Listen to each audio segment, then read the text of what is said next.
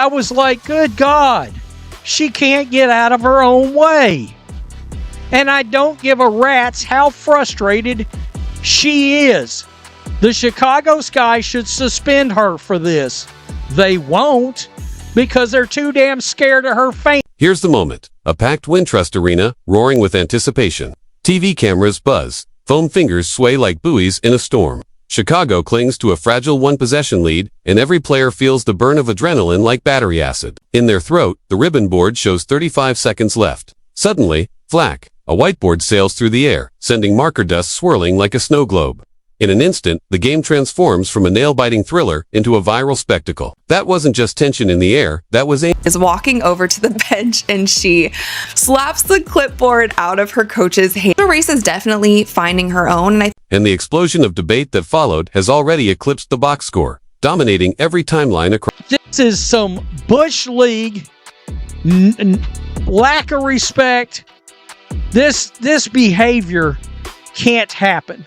It can't happen. Look at that. You slap a keyboard out of the coach's hand. They ought to give you 2 to 5 games for that. Angel isn't just another player, she's a walking headline.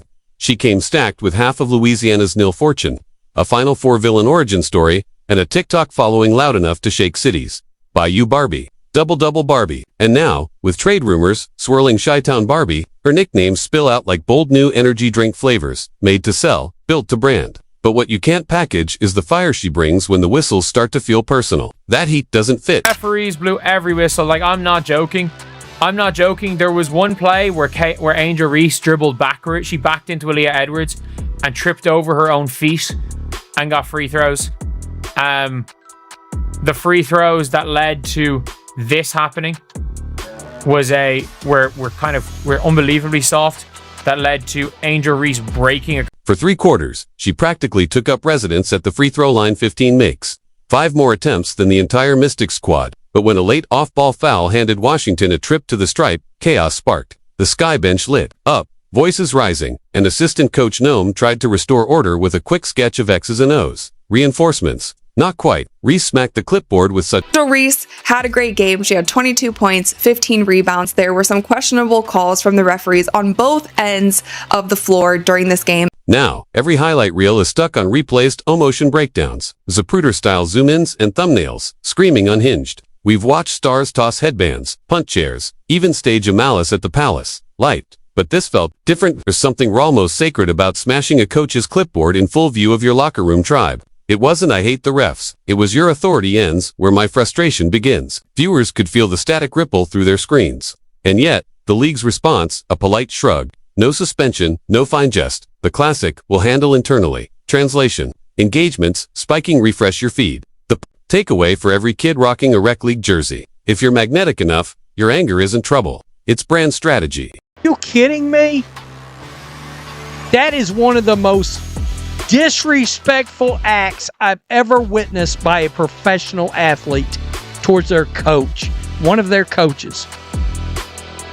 I mean, wow. What are we doing?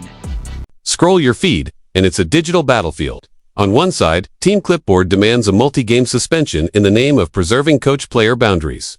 They toss around terms like setting a precedent and accountability culture. On the other, Team Chaos claps back with Serena's 2018 U.S. Open protest in GIF form. Threads unpacking double standards and captions that land with cold, declarative periods. For them, a woman showing raw, volcanic emotion in a male-dominated arena isn't misconduct, it's evolution. But the real debate isn't whether passion belongs in the game. Passion drives pay-per-views. The real question is, where's the line between fire and arson? And right now, the WNBA seems content to let TikTok draw that line in vanishing ink.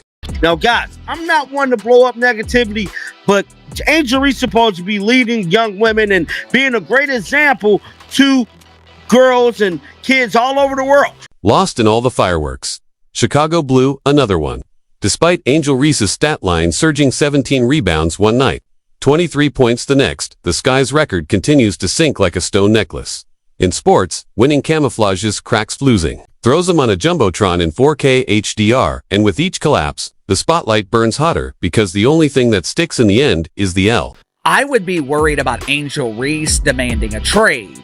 Earlier in the season, she had no one to blame but herself, but over the last 4, maybe 5 weeks, Angel Reese has been dominant and you're still losing. Most rookies get a grace period to adjust to pro tempo, counter detailed scouting reports, and figure out how to function on 4 hours of sleep. But Ree hasn't given herself that luxury. Every game is part job interview, part social media saga, part crash course in just how far charisma can carry a team that keeps bleeding fourth quarter leads. Coaching Angel must feel like trying to harness solar flares' blazing energy. Limitless potential and absolutely no off switch. You celebrate her dominance on the glass, work around her foul trouble, and silently hope that when you sketch up an ATO, she meets your eyes, not the Jumbotron camera. Because once she shifts from play to performance, your clipboard might become the next casualty. Still, insiders understand the trade-off. Today's turbulence might birth tomorrow's MVP. Legends aren't forged in quiet temperaments, but the greats eventually master controlled combustion. They learn to aim their fire. Right now, Ree's lighting fuses without checking who's in the blast radius. No, this is something that has been talked about by so many other people, but guess what? You've been ignoring it, and now Angel Reese is screaming about it, and do certain people want to take heed and listen? Oh, yeah. It's the group that likes to hate on another player who, and I mean, we largely see the amount of bad calls by officials in these games. And I have said from the beginning, the officiating in the WNBA is absolutely. Zoom out from the slow-mo, and you'll catch the real tension. Ariel Atkins biting her lip. Rachel Baum subtly backing away. Vets exchanging that silent, telepathic glance. Not again. In those huddles, teammates depend on split-second reads and micro-trust but when a star flips the literal playbook, it scrambles everyone's mental GPS. Are we running horn stagger or damage control? Young cores crack when fear starts to outrank focus. And if these flare-ups keep flying unchecked, Chicago risks splitting into 2 locker rooms, those who orbit Angel and those who stay clear of the fallout. No team culture survives that kind of gravitational divide, no matter how many ticket bundles you sell. Tyler Marsh has no control over this basketball team. At this point, it's looking like his leadership is questioned as a head coach with some of the tactics and things that go down with Angel Reese and this damn basketball team. The league craves eyeballs. Networks chase hot segments. Algorithms feast on shock. A flawless pick and roll might be basketball poetry, but a clipboard slap, that's shareable gold. So the cycle spins. Controversy clip, debate desk, exclusive interview, sneaker drop. It prints revenue like a mint, but behind the curtain, there's a hidden cost, credibility. When officiating feels uneven and discipline appears inconsistent, casual fans start muttering the dirtiest word in sports rigged, and once that doubt seeps into the foundation, it takes years, not viral moments, to scrub it out. It's time for the uncomfortable conversation. If Caitlin Clark had smashed a coach's playboard, we'd be deep into day 5 of televised town halls featuring body language experts and op-eds warning of a sportsmanship crisis. That's not speculation, it's a pattern. Angel's supporters see this as a moment of reclamation, a black woman seizing her own narrative, refusing to shrink for comfort. Her critics see a slippery slope where enforcement fades and fairness dies. And the truth, both views can coexist. Representation is vital. So is accountability. But nuance doesn't trend. Extremes do. Slap the clipboard out of her hand. Why do you guys hate Angel Reese so much? The Angel Reese hate is so forced. This is why we hate the Brick Lane Sloth. She has a terrible attitude, awful, toxic. This is why she has no friend. This is why the world hates her, except for the Black Clan and the Black Clan panders, man. I don't think I've ever seen a player slap the clipboard out of their coaching staff's hand. Look at it. Look at y'all, Brick Lane Sloth. So far, Reese's magnetic charm has managed to soften the blow of her outbursts. She leans into the memes high fivs fans in airports and turns post-game rants into merch drops. It's genius until the day sponsors weigh visibility against volatility. Corporate risk teams don't care about hustle stats. They care about headlines stripped of context. One more prop slam, and that Gatorade billboard might quietly swap in someone who hydrates without theatrics. Athletes who evolve from lightning rods to lighthouses follow a well-worn path. Apology tour, mentor moment, visible growth. Think Charles Barkley shifting from chaos to commentary, or Draymond Green's handshake truce with authority. Reese hasn't begun that second act yet, but the curtain's inching open. Now imagine the alternate timeline. Angel, same edge, sharper focus. She channels her fire into closing out on defense. demands film sessions over free throws, pulls rookies aside instead of props off walls. When tension builds, she breathes, clenches her fists, and sketches her own adjustments in the margin. The roar is still there, just aimed instead of exploded.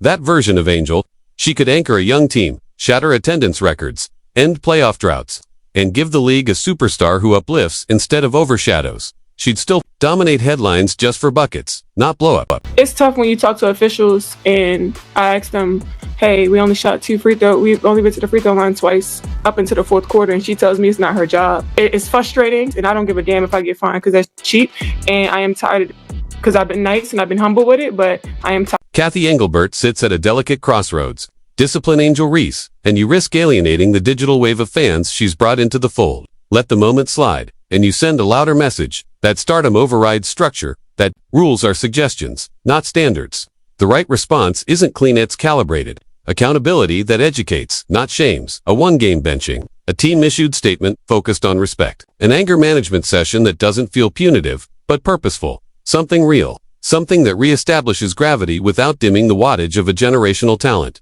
Because if the WNBA drifts too far into reality TV territory, veterans will push back, parody will creep in, and even the highlights will need disclaimers. No one wants the game reduced to a clip factory. Angel Reese is a meteoric force blazing across a league that finally has the platforms to amplify her light. But meteors have two fates. They burn out, or they become stars. And that depends on what survives the heat. Each slap, scowl, and viral soundbite chips away at the protective layer that separates brilliance from burnout. Clipboard memes go viral for a weekend. Banners hang forever. The question facing Angel, Chicago, and the WNBA isn't whether emotion belongs in women's basketball. It absolutely does. The question is whether anyone in charge cares enough to shape that emotion into something lasting, something greater, because if the game stays a side act to the spectacle, we're not watching basketball anymore. We're refreshing a live auction. For the next meltdown,